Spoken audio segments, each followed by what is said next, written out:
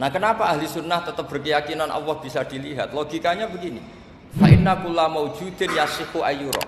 Allah itu zat senyata-nyata wujud dan punya eksistensi. Di mana-mana sesuatu yang wujud itu layak untuk bisa dilihat.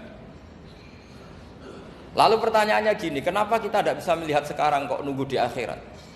Karena mata kita sekarang itu profan, fana.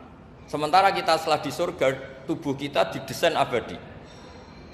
Ya, saya ulang lagi ya, setelah kita di surga, semua fisik kita ini didesain abadi.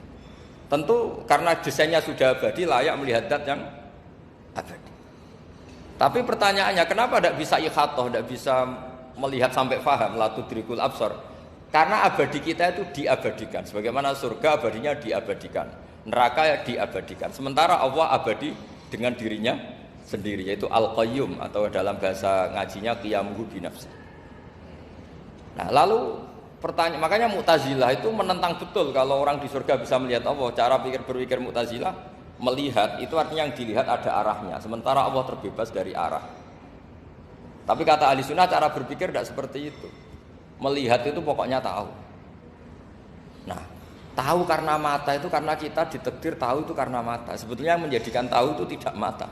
Ya kalau tahu ya tahu saja, bukan harus pakai mata. Itu cara berpikir ahli sunnah wal jamaah. Jadi saya beri ya bocoran.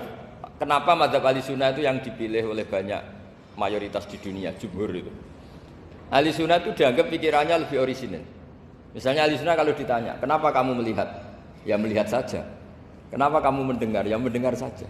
Kesannya itu tidak rasional, kayak orang yang nggak pinter itu. Tapi sebetulnya itu yang benar. Jadi cara berpikir ahli sunnah itu melihat itu menjadi tahu.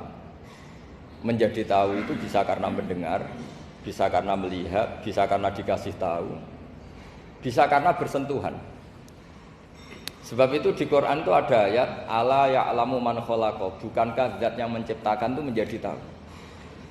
Sehingga kenapa Allah itu selalu tahu? Karena Allah yang menciptakan. Kalau kamu tahu karena mata, sekali itu jauh, maka kamu tidak melihat. Atau kamu sekarang buta, kamu tidak melihat. Atau tertutupi barang itu, maka kamu tidak melihat. Tapi kalau kamu tahu karena kamu menciptakan, maka akan melihat terus.